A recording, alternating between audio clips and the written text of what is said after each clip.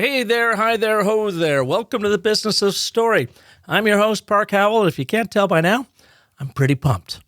We have a high energy guest here for you today who's going to show you how to use your storytelling and use stories to create an amazing customer experience. It's what it's all about. And we have a customer service expert, the marvelous Shep Hyken, who will share some easy things you can do to create what he calls moments of magic with your employees, with your customers, with your vendors, shareholders, stakeholders, you name it, anybody that comes in contact with your brand. And by the way, after today's episode, you will never look at a small 3x5 index card quite the same way. And you're going to learn right now what a customer really means when they say, everything's just fine. I know this. If I say to my wife, something seems wrong, is everything okay? And she says, it's fine. It is not fine. In customer service and experience, fine is like the F-bomb of customer service. You know, F stands for a fake smile. I is insincere feedback. N is, even though I'm smiling, I'm never going to come back. And E is emotionless. You know, it's like, yeah, it was fine. It was nothing special. You're dead to me. So... Shep Hyken is the Chief Amazement Officer at Shepard Presentations. He is a New York Times and Wall Street Journal best-selling author and has been inducted into the National Speaker Association Hall of Fame for lifetime achievement in the speaking profession. Shep works with companies and organizations who want to build loyal relationships with their customers and their employees. His articles have been read in hundreds of publications, and he is the author of 6 books: Moments of Magic, The Loyal Customer, The Cult of the Customer, The Amazement Revolution, Amaze Every Customer Every Time, and The Convenience Revolution. Are you sensing a theme here? Shep is also the creator of the Customer Focus, a customer service training program that helps clients develop a customer service culture and loyalty mindset. And you can take it now online through a web-based training program. Shep's clients range from Fortune 100 organizations to companies with less than 50 employees. You know, he works with the likes of American Airlines, AAA, AAA, Anheuser-Busch, AT&T, Aetna, Abbott Laboratories, American Express, and that's just the A's.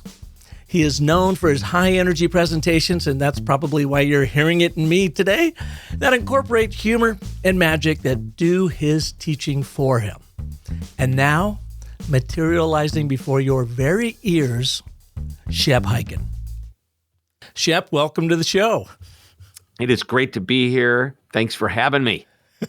You probably don't remember this, but when I first joined NSA, the National Speakers Association, I spent the money, flew up to San Jose, and went to one of their 2-day workshops. And this was back in, I think, October 2015. I knew zero people. And I got there and I thought, what am I doing? Because I had the budding speaker career. I'd done some speaking before it, but just needed to polish up a little bit. And you were there and you owned the room. Was I nice to you? You were, but I'm going to get to that in just a second. I sat there and you did a presentation and I was blown away by your polish, the fun, the entertainment, the magic you brought to it. And you've got a different name, Shep Hyken, so it really stood out to me. And I don't know, after the first day, we didn't connect. The second day, I went up to you, drug my big toe through the sand and said, shucks, Shep, my name is Park Howell, and I'm just getting into the speaking thing. Loved what you do. And you said, great to meet you, Park. And that was about the extent of our conversation because you were just running to catch a flight. You didn't have any time. So it was my fault because I didn't jump in soon enough, find the courage to jump in soon enough. And so let's fast forward, 4 years. And last year, just on the cusp of COVID, Jay Bear was kind enough to invite me to a speaker dinner at Social Media Marketing World with, the heavy breathers of speaking, including yourself and who else? Brian Fonzo was there. He was there. David Meerman Scott. Yeah. Was there. It was a fun group. It was an awesome group.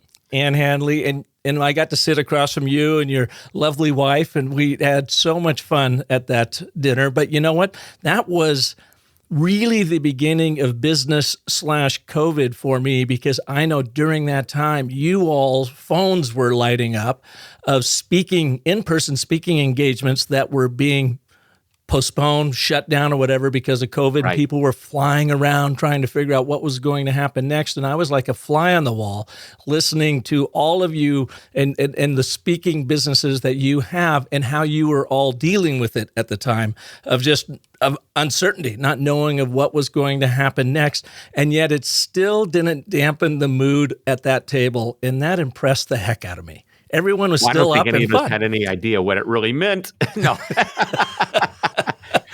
No, it's really interesting. If you talk to all of the people that were there that night, most of us will say business wasn't as good in 2020 with COVID as it could have been in 2019. But I think most of us figured out how to make it work and how to stay relevant. And I think that's been the most important piece of it all, is that, you can't get on stage. How do you get more speeches? Well, a lot of the speeches today that we get come from being on stage, which gets us more speeches.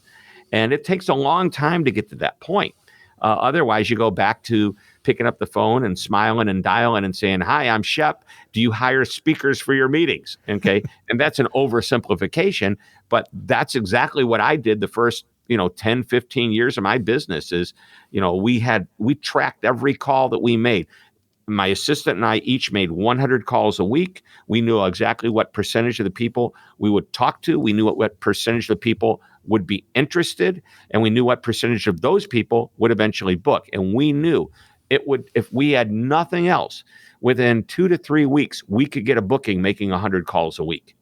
100 calls a week. And you've been at this since 1983. So right. Have you been speaking ever since then? 100 people, by the way. You talk to maybe 12 to 15. Today, you'll talk to less. I think LinkedIn is your getting on the phone strategy. But anyway, I interrupted you, Park. I'm sorry. Yeah, no, you've been doing this a long time, and you are a Hall of Fame member of National Speakers Association. So you're at the top of the heap, Shep. How are you cultivating your business today when everything seems to be done online? And do you see that changing anytime soon, getting back to in-person?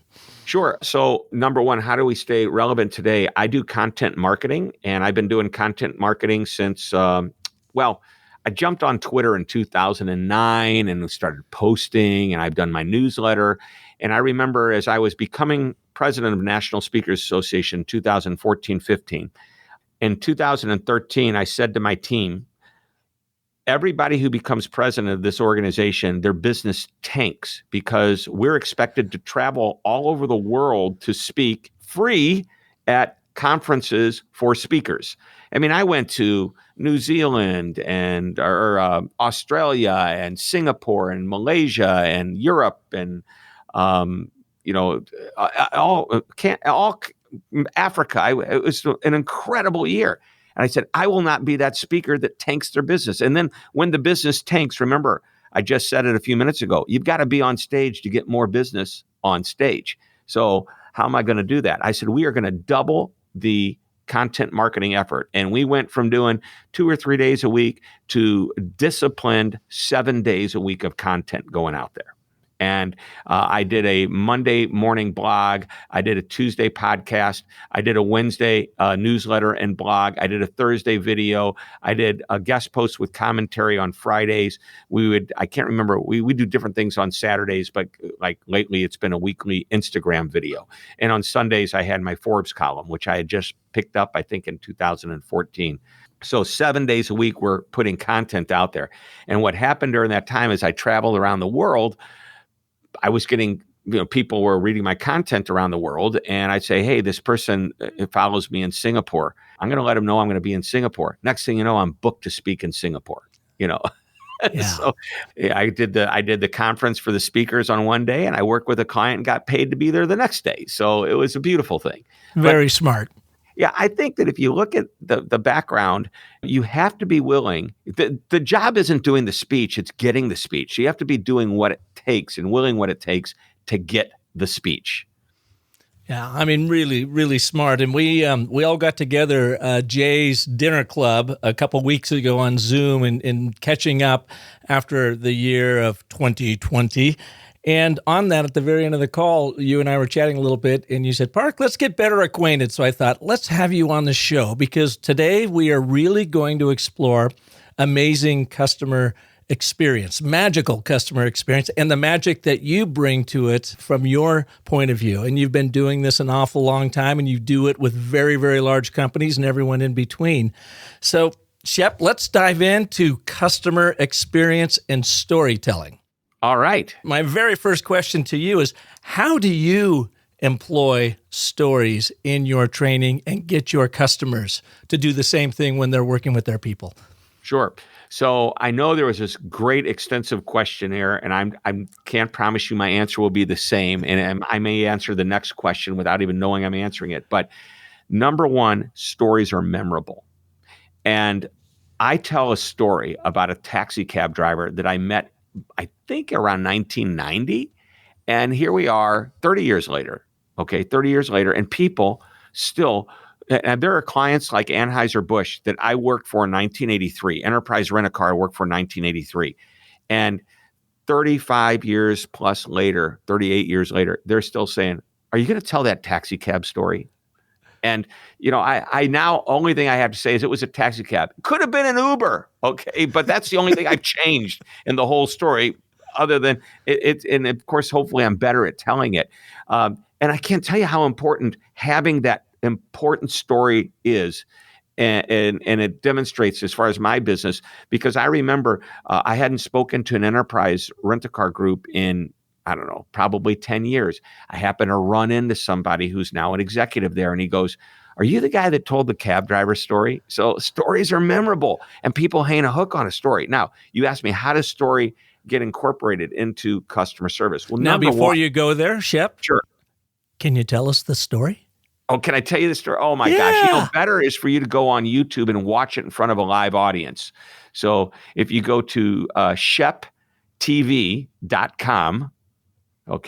that'll take you straight to my YouTube channel. And at the top, there's 4 or 5 main videos, my demo video of me speaking, but there's also the story of the taxi cab driver. But the short version of it is, it was the hottest day in the summer. The guy picks me up. He looks like a bum.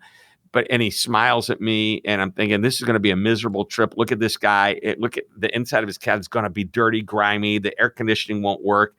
And I got into the cab. It was spotlessly clean. The cab was cool. There was a little bucket with sodas in the middle there for me to take a soda. He came in. He sat down in the front seat, and his hair was all messed up and everything. And he asked me if I wanted a piece of candy, and he offers me a dish of candy. And this was like the exact opposite that I thought I was going to get. There's a couple other things that happen along the way, and he drops me off, and it turns out that it was the hottest day of the summer, and I was like the end of his day, and he was just so disheveled looking from dealing with the heat. But what was the kicker on this is that he had dropped somebody off, and he picked me up. Normally, he doesn't do that. Normally, he goes to his next appointment, because all of his rides are typically by appointment. Even though he's a taxi cab, he learned that the ability to get business, you either sit at the airport for 2 and 3 hours or sit at the taxi stand outside of a hotel, and maybe if you're lucky, get a ride across town. And you might sit there for 30, 40 minutes, an hour. Well, he learned if he gave great service, people would want to have him again. But the key was he had to get the business card, his business card, into the hands of his customer, and he had to make the customer want to keep that card. Now, it's one thing to offer service and say, next time you're back in town, give me a call. But 4 days later, and it's hanging on my wall. You can't see it because everybody's listening to this, but it's hanging on my wall. Is the thank you note that I received 4 days after that ride from Frank, the cab driver. Unbelievable. You don't receive thank you notes from cab drivers typically. I said, that's it. I'm calling him the next time I go back to Dallas. And I did. Every time I'd go back until he finally retired, he was my man. And there were things along the way, the sodas, he had newspapers that he got from hotels that had leftovers, and he grabbed a stack of them and gave them to his customers so they could take them, But he was always having appointments. And the average cab driver made about, at the time, when he was driving a cab, under $20,000 a year, like $19,400 some odd dollars. based on the stats from the International Taxi Cab Association. Well, Frank, the cab driver, was making more than $100,000 a year working the same hours that these guys do. And the difference was he was working smarter, not harder, same hours. He just figured out how to get customers to come back. And that's a great story. But the concept behind the story is that the mundane, call it it's not a trivial job. If it's somebody's livelihood, it's their livelihood, but it's not a sophisticated job by any means. And if you could figure out how to make six figures in that, 5 times more than everybody else was making, typically on average, how did you do that? That's a story we need to know. And it applies to any business. What are the amenities that you offer your customers? He offered me a newspaper, a soda, a piece of candy. That's an amenity. You go to a hotel and they put a little mint on your pillow. That's an amenity. I ordered something from Sweetwater, which is a music company, microphones, audios, guitars, pianos, the whole deal. And I received my package the first time. I loved this. And there's a little note that says thank you with a little bag of candy from Sweetwater. Want to give us something a little sweet. It's an amenity. It's just a little something, So what amenity can you provide your customers? And by the way, the amenities don't have to be tangible. It could be a promise. I'll always call you within 1 hour. That's a pretty good commitment.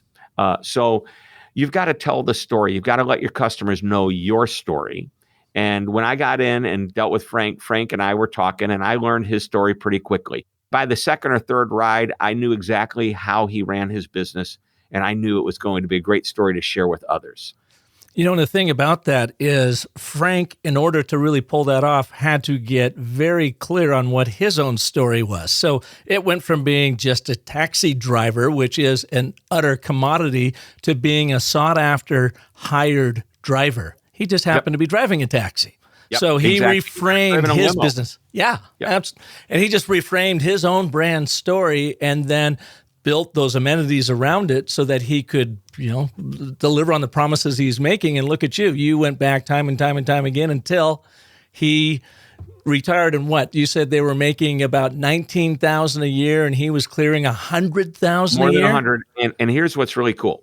Here's the whole, here's a throwback to many of our listeners will have no idea who this person is. Here's what Paul Harvey used to say.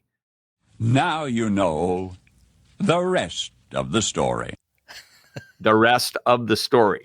Okay. So who's Paul Harvey? Doesn't matter. If you're under 40, you probably don't know who Paul Harvey is or was. So he used to work for this telephone company before he became a taxi cab driver, a small little company that sold phone systems and installed them in businesses. And he did not like the way his boss took care of the customers. And he got frustrated and he quit. Became a cab driver because that's all he could get a job doing real quickly. And he figured this was a quick way to make a few dollars till he found out what he was going to do next. And he figured out, he cracked the code on how to make money as a taxi cab driver. And he made enough money to go back and quit the cab driver business and get back into the phone business by buying his original boss out.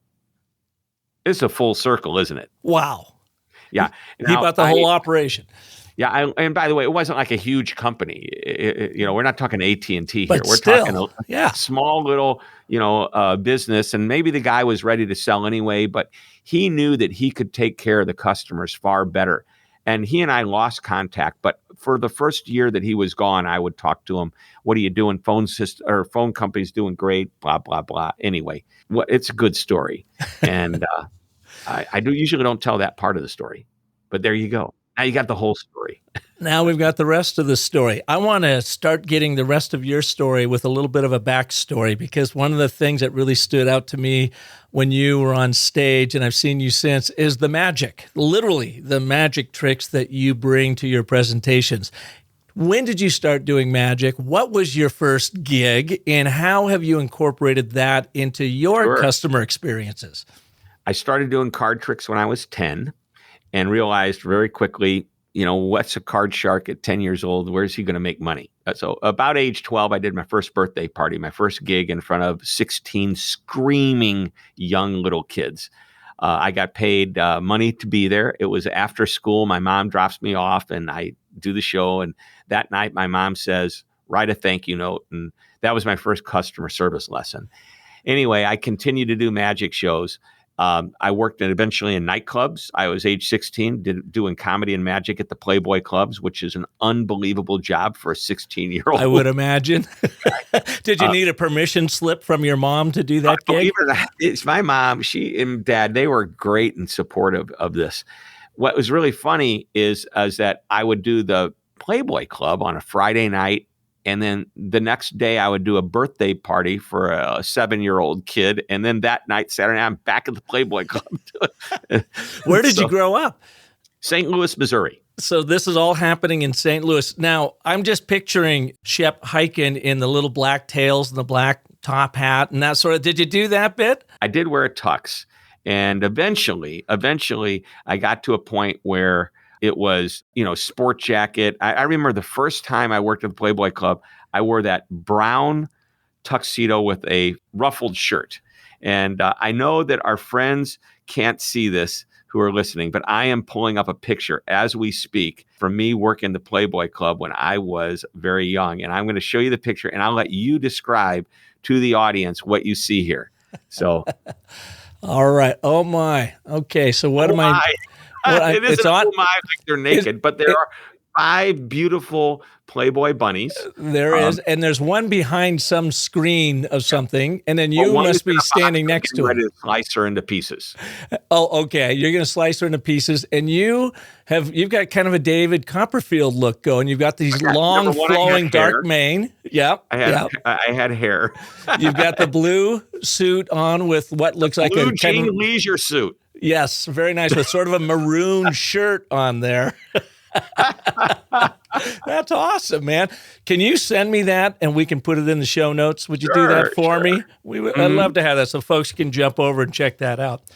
So how did you get into customer service then? And when did you realize that, hey, this whole magic comedy bit is going to work beautiful here? So I continued to do magic through college. And again, birthday parties, nightclubs, Playboy Club, whatever.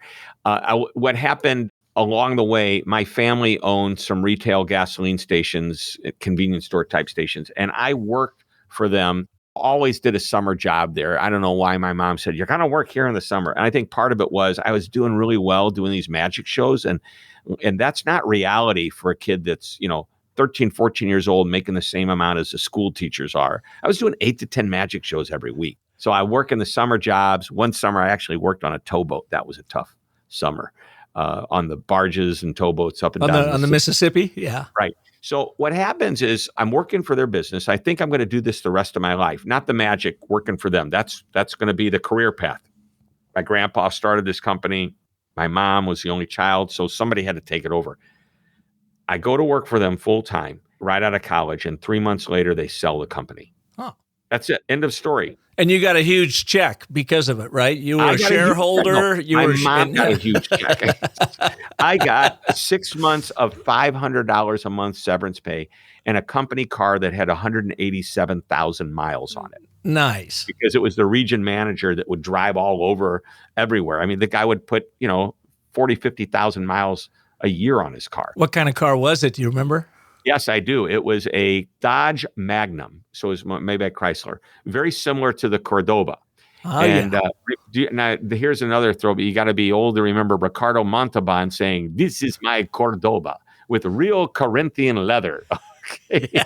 Did you have the real Corinthian leather? I had the real Corinthian leather. Sweet. But the Dodge Magnum was like the sporty version of that. So it was this giant boat of a car with this huge 450 horsepower engine that was just, it probably got about 6 miles to the gallon. If you left the car running while you're at the gas station, it would never fill up.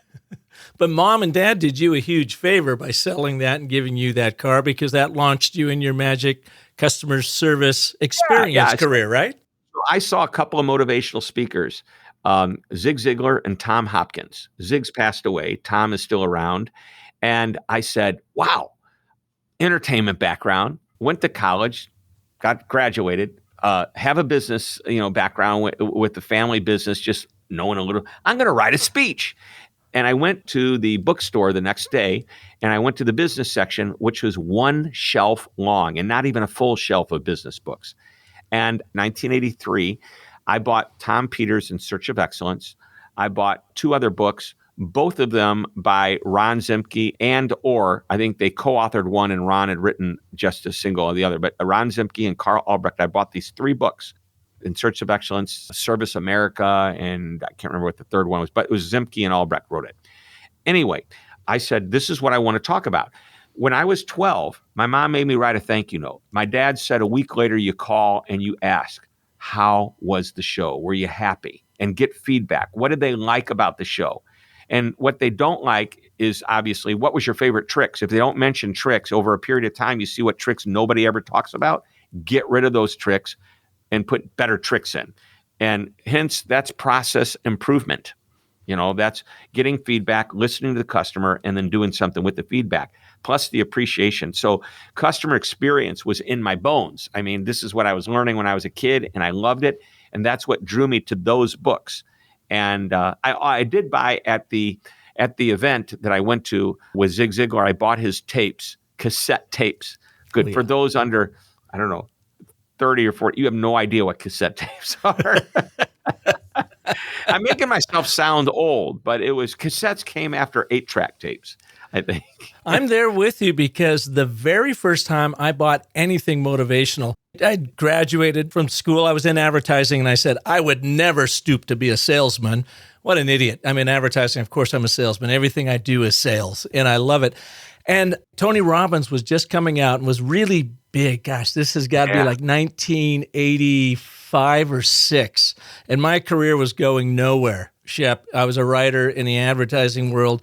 And I opened up the Business Journal. I'll never forget it. And here was an ad for Tony Robbins and his 6 cassette deck. What was it? The Power of... I can't think of the name of his very first one that was out. Anyways, for whatever reason... I probably have it. It was great. I bought it. Tony Robbins. And I listened to it over and over and over and over again, and it had a big change. And then fast forward a few years, I'm working with a company called Forever Living Products, and we're producing their big sales event. You did? FLP? Yeah, the Mon family? Yeah, based in Phoenix, I believe. Yep, they are Scottsdale now. Right, Scottsdale. And they had a meeting, and they hired me as their keynote speaker.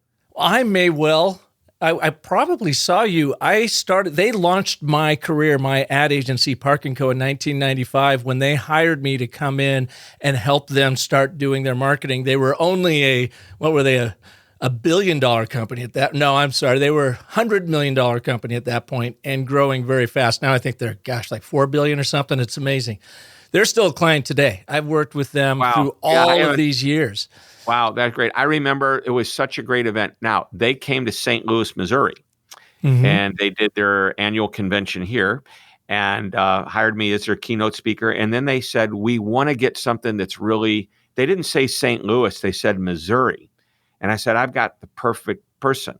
There's a Mark Twain impersonator who would just tell stories. Right up your alley, Park. So that was probably pre-me then. I started in 95, so you may have been like late 80s, early 90s when you did that with them. Yeah, I remember the event very well. When in 96, we were in Dallas and Zig Ziglar was the speaker. I had never heard him speak and wasn't even that familiar with him. And he completely blew me away, got a chance to meet him backstage. And I just thought, what a gentleman. I mean, he was just incredible. And then a couple years later, where our worlds are colliding here, Shep, is Tom Hopkins, works out of Scottsdale. And Forever Living had hired him to come on and do some ongoing sales training with them. And we would go in and work with Tom, and we would videotape him. And I was in the production house. In fact, Forever Living gave me my start speaking in 2011 when we were at the Gaylord Hotel in Washington, D.C., and they gave me the floor in front of 4,000 of their distributors for 2 hours to teach them storytelling, and that's when I got hooked.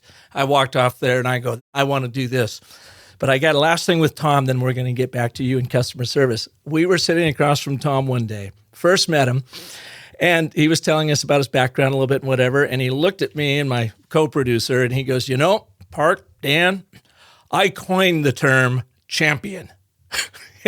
And we laughed. We go, okay, right on. And we left. We said, how can you coin a term champion? It's been around forever. You can't just say you made up this, what? You didn't make up that word. I didn't make up that word, but I loved his bravado. He coined the term champion. So there you have it. Well, good for him. Yes, exactly right. He's great. You've got to be confident in what you do. And your story is a great story. Watch how things evolve. There's obviously the beginning, and you're still in the middle. Yeah. We don't know where the end's going to go for either one of us, I hope. It's interesting. The magic for me growing up, being able to entertain gave me the chops and the confidence to get in front of my first audience. Can't tell you, even today, I still get nervous getting in front of groups because I think it's more of an excitement, nervous energy, not a stage fright, nervous energy, which I had stage fright even back then. But the magic, I wrote a speech called Creating Moments of Magic. You are the magic moment. I put magic in the title a bunch of different ways. But the idea was moments of magic are positive customer experiences. Moments of misery are negative. And then I came up with the moment of mediocrity, which is in the middle. It's average, satisfactory, not good. I think a moment of mediocrity is worse than a moment of misery because a moment of misery is easy to spot. But average, nobody ever complains about average. They just say they're okay and they move on. How is everything? It was fine. Fine is not fine. So I know this. If I say to my wife, something seems wrong, is everything okay? And she says, it's fine. It is not fine. In customer service and experience, fine is like the F-bomb of customer service. F stands for a fake smile. I is insincere feedback. N is, even though I'm smiling, I'm never going to come back. And E is emotionless. It's like, yeah, it was fine. It was nothing special. You're dead to me. So Moment of meh. Yeah. Moment of nah. But you got misery, mediocrity, and magic. And magic is anything better than average. And it could be way over the top, or most of the time it's just, you know what? They always get back to me quickly. That's a moment of magic. They're always friendly. They're always knowledgeable, which they should be. When you call a company and you're talking to their salesperson or their support person or anybody, they should know answers to your questions or know who to go to or where to go to get those questions. Without a doubt. Now, how do you teach these moments of magic and use story? We had kind of started going down that road, and then I detracted you into your backstory and got all that wonderful color here. So here we go. So how do you do it, and what can you share with our listeners on how they might think about this? So story is, and really I've written articles, and one of my recent articles is called Tell the Story. And you want to tell the story a couple of different ways. You want your customers to hear the story. You want your customers to give you video testimonials and reviews so you can tell their story. And I don't want them to just say, hey, Park is great. I want them to tell me the story about why Park is great. So when we're getting testimonials for clients and suggesting this, we suggest, your reviews that you want to use if you have business reviews online. You want to find the reviews that not only give you a 5-star review, but explain why you got the 5-star review. Now, when we do trainings, my business model is I speak, and then we have trainers that deliver my content, and then I have online on-demand video-based training. Those are the 3 areas of content that we sell basically for that training and speaking type of thing. We do some other things, sell books and sponsorships and that type of thing. But the trainings, we want our clients to use story to help promote customer service in their organization. And the way we do it is this. We ask every employee to share an example of when they've created a positive experience, either for an outside customer or somebody they work with, internal customer. I believe that taking care of people internally is just as important as fixating and focusing on the customer on the outside, because what happens inside the organization is felt on the outside. So if you're not dealing directly with the customer, you're supporting somebody or you're part of a process that is going to impact the customer. So if everybody would take an index card, no more than that, 2 or 3 sentences at the most, maybe 4. If it fits on an index card, it's perfect. And give us the story. And the story can be something as simple as client called and I got back to them in 30 minutes and they were amazed how quick I returned their phone call, email, whatever. That's not a lame story. That's a very important story. And I'll tell you why in just a moment. Or it could be a client, or, in our business, this actually happened. Somebody called, their speaker had fallen down the stairs and broken their leg. And tomorrow was the speech. They didn't know who it was. A customer service speaker. Turned out it was a friend of mine. They went onto Google. They typed in customer service speakers. I was one of the top names that came up on the Google search. They called me and they said, "Can you do it?" And I looked at my schedule. I was open, and the answer was yes. And then the next question was, "How much do you charge?" And I said, "How much were you paying the other speaker?" I knew the other speaker didn't charge what I charged. They charged less. They said what it was. I said, "I'll do it for that and send the check to the speaker anyway. I'm just going to fill in, take care of them." So that's like an over-the-top moment of magic. That's awesome. But I wrote it in such a way. And by the way, every single week you do this. We have our team meeting, and we start our team meeting every Monday morning or the first day of the week that I'm in town. With our team meeting, we begin in gratitude and appreciate the business that we have, and then we share our moment of magic story. And it's a quick one. It takes 2 minutes to tell 4 or 5 stories. And I suggest that every company consider this.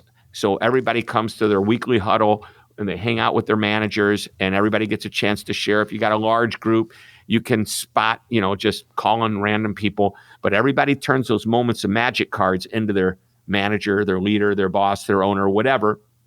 And then the best idea is you're not going to make a contest out of this. We don't want to do that. I think the contest is all about, did you participate every week? Okay. And there might be some kudos for that. But some people have bigger opportunities to go over the top than others, and we don't want to take away and diminish the importance of a small moment of magic that's created internally. But here's the point. Take the best of the best and start to compile your best practice manual based on your employees' stories. And it's really cool. At the end of a year, why don't you take some of those stories? Zappos did this with their culture book, which it was huge. They have hundreds of pages.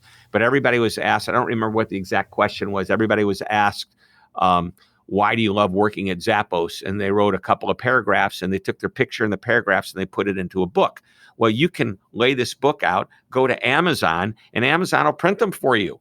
And then you can distribute them to your own employees, or even better yet, if you're proud of the customer. And by the way, I do this version with customer service, not culture, but but the idea is, here are whether we might have 50 employees, we might have 5,000 employees or more. Here is the book that has all the stories starring all of our employees. And it's not only something you give away at the holidays to say thank you to all your employees, you can give it away to your customers, but make it available for sale if you're proud of it. Now you have a book on Amazon. By the way, Zappos Culture Book sells. I don't know if it's enough to make a huge impact, but it makes money for them. By the way, talk about a great story. Tony Hsieh, who passed away recently, he started Zappos, sold it to Amazon for just under $1 billion, stayed on as their CEO because Jeff Bezos said, don't mess with the formula. He's got it right. Talk about great service. But that was part of the whole story. They're an online retailer that has a phone number to call on every single page if you have a question. And a big percentage of their customers, surprisingly high percentage based on them being online, call and ask for help. And there's this story of the 10-hour customer support phone call. Now, it's legendary. There's this story that he's told his support people, hey, I don't care what the customer asks for, try to help them with whatever they want. So at 2:00 in the morning, he's hanging out with his buddy in San Francisco, and he's hungry for a pizza, and he doesn't know who to call. So he calls the Zappos support line, and he says, hey, I know this has nothing to do with shoes or anything you sell, but I'm looking for a pizza place. Can you help me? And this person at 2 a.m. goes online and says, hey, there's a pizza, and doesn't know they're talking to the CEO, Tony Hsieh. and so Tony tells that story, and then the story becomes legendary. Nordstrom has the story about the person up in Alaska that bought 4 tires. The tires, he didn't like the tires, so he decided to return them, and he returned them to a Nordstrom store when Nordstrom doesn't sell tires. But the associate took the tires back. Now, the reason the associate did, the backstory on that is Nordstrom at the time, it was a new location, and they had taken over an auto repair tire center, that location. So the guy brought him back to where he bought them. It's just that store wasn't there anymore. And whether that employee was right or wrong, and I think personally, there was a better way to handle that than give him the money back. He had a receipt too, but not from Nordstrom. And think about it. So here's another great story. Horst Schultz, the CEO, or actually first president of Ritz-Carlton, he gives everybody $2,000 to spend as they see fit to take care of the customer. And that includes the housekeeping staff. Well, one day a person left their computer in the room. This customer or this guest gets on an airplane, flies to Hawaii. Okay. And somehow or another realizes, I don't have the computer, calls a hotel, housekeeper goes in, finds the computer. Okay. And she says, I will get this computer to you. You'll have it as quickly as I can get it to you. And what does that housekeeper do? Buys an airline ticket, flies to Hawaii, meets the guest at the airport, and then gets back on a plane and flies back to the mainland, USA. Now, Horst Schultz said, I can't tell her she shouldn't have done that because that's what we want our people to do. But probably could have gone to the airport and said, I need to put this on the plane. What will it cost for you to deliver this, on the next plane out, which there's a service for that. That would have probably been a little bit more economical than flying there and back. But the housekeeper had the right idea, didn't she? And so, absolutely. Yeah. And it wasn't like she went there for vacation. She did turn around and come back. But it's funny, Horst says, we have to use it as a teaching opportunity, but we don't want our people to fly across the country or to Hawaii to drop off an item when we can overnight it to them or get them on the next flight out. I mean, but the principle and the idea is there. It reminds me of my friend Rich Anderson, who I grew up with, kids through high school and whatever, and his mom and dad owned Northwest Trophy out of Seattle, and they were one of the largest trophy makers for kids sports, anything, any sort of trophies and medallions and whatever. And Rich and his brothers took over the company. And he called me a couple of years ago and he said, Park, I've been listening to your show and whatever. I need to brand because we have more trophy makers out there now. And, we just need to spruce up our story a little bit. And so I was asking him, talking about a commoditized business, Shep, making trophies for kids sports and whatever. And I said, well, what do you guys do that really stands out? And he goes, customer service. And I said, everybody says that. Can you give me an example of what you're talking about? And he's like, well, and this was right after the holidays a couple of years ago. He goes, we had a trophy order for a bunch of girls soccer league, a big tournament going on in Spokane, Washington, 5.5 hours outside of Seattle. And we were working on them and they came in a little bit late. And one of the moms was really freaking out, like, how are we going to possibly get them there? And so Rich, what'd you do? He goes, well, I loaded them up into my car. And this was right after Thanksgiving. So just leading into the holidays. And I drove over the Cascades, through the snow, got over to Spokane, delivered them 4 hours before the tournament started. And the woman's face was just amazed that here as an owner, I would do that. But he just said it as sort of matter-of-factly. That's just what we do. It is what we do. And it's in the culture. And that's why customer service, it's not a department. It's a philosophy. It should be embraced by every employee of the organization. Leadership needs to define what the service vision and experience vision is supposed to be. They need to communicate it continuously. They need to train everybody to it, even the people behind the scenes. And they, reinforce it, be a role model, keep people in alignment, and celebrate it when it works. And when it works, like you were saying with that brag book, culture book, or whatever, is share those stories of customer service. If you are going to lead with customer service, then you've got to use your content marketing demonstrating your customer service in action. And I told Rich after hearing that story, I said, how many of those kinds of stories do you have? He goes, we got dozens of them. I said, start collecting them. And now I have the tagline for Northwest Trophy. Customer service so great, you'll want to give us a trophy. Ooh, I love that. Boom. Shep, thank you. I want to go out, not on a downer because you're going to give us an upper after I ask this question, but what are the one or two things that you see customers get it wrong, that they're shooting themselves in the foot in customer service that is easily correctable that they could start doing right now? My clients, you mean? Anybody that, all your experience out there. I think that the biggest issue is they don't make it part of the culture. They still think that it's just for people on the front line. And if for it to really work well, you've got to have a culture internally that is mirrored to the customer's experience. If you go to glassdoor.com, which is the listing of the best companies to work for, and you start looking at all the top rated customer service companies, you can go to the American Customer Satisfaction Index that comes out from University of Michigan, and you'll see a lot of companies that are at the top of the customer service world are also the best companies to work for. That's not a coincidence.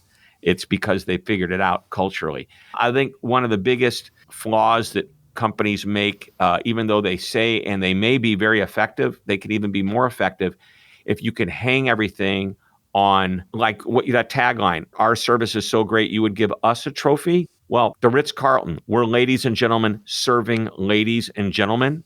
By the way, that's not a tagline, that's an internal mantra, or they call it a credo. But what you just mentioned with the trophy, that could be external or internal. Symbiosis, which is this company in Nashville, Tennessee, technology company, their tagline is something like, when we kiss our customers, their lips bleed.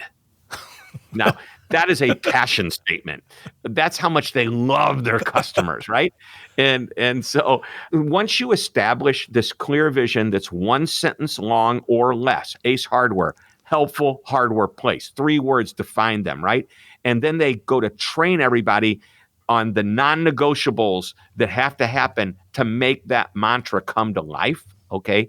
So I think that the big mistake is companies don't come up with that mantra, that one sentence vision. Next, they don't onboard and train properly. People think, oh yeah, we'll teach them about customer service when they come on board, and then that's it. No, training isn't something you did. It's something you do. It's ongoing. And even doing that little exercise where you write down the example, it creates customer service awareness. People start to realize it when you do it ongoing.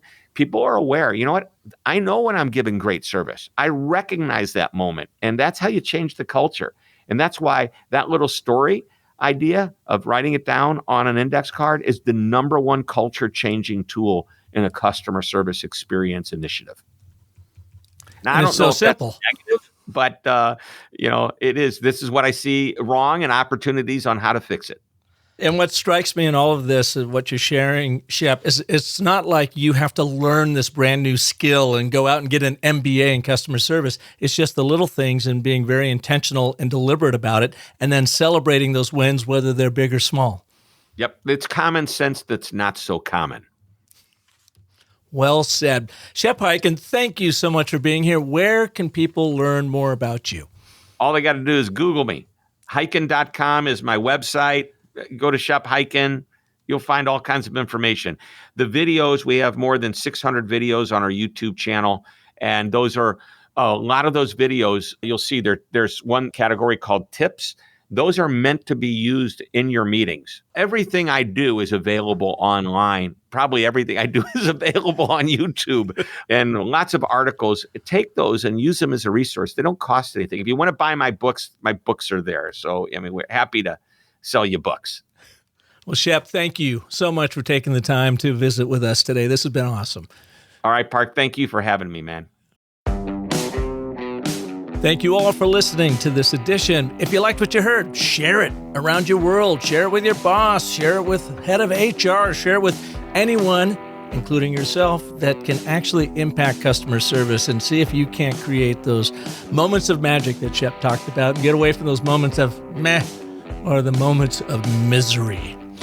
If I can be of service to you, come on over to businessofstory.com. Got more tools, tips, techniques, and talent just like Shep there for you to help you craft and tell compelling stories that sell. And please join us next Monday when we will have another amazing story artist right here, just like Shep, for you. And until then, remember that the most potent story you'll ever tell is the story you tell yourself. So make it a great one. Thanks for listening.